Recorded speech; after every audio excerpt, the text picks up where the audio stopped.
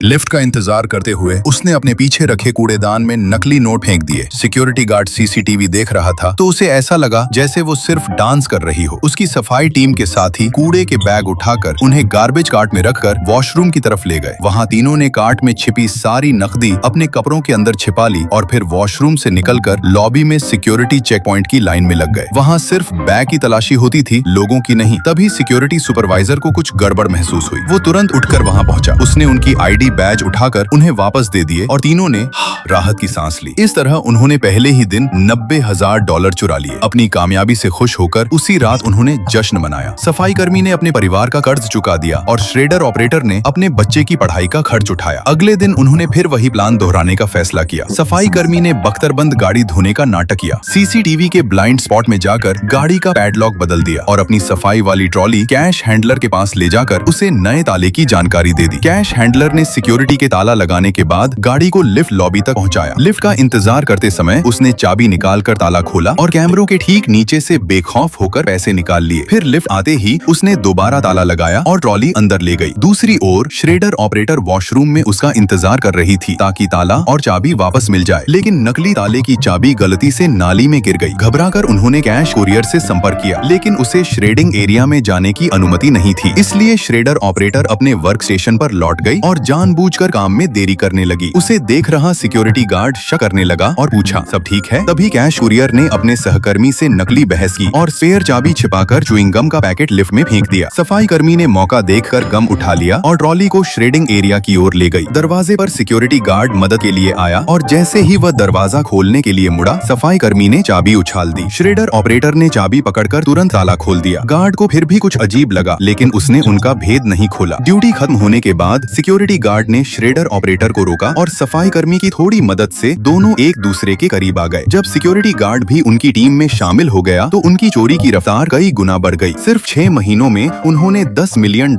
नकद चुरा लिए और बेहद शाही जिंदगी जीने लगे। सफाई कर्मी ने $60,000 की हीरे की अंगूठी खरीदी, लेकिन श्रेडर ऑपरेटर ने उसके हाथ से अंगूठी छीनकर उसे टॉयलेट में फ्लश कर दिया और चेतावनी दी, पैसे फिजूल मत उड़ाओ। इसके बावजूद अब FBI की नजर उन पर पड़ चुकी थी और अपनी चोरी की दौलत बचाने के लिए उन्होंने पहले से भी ज्यादा परफेक्ट योजना बनाने का फैसला किया।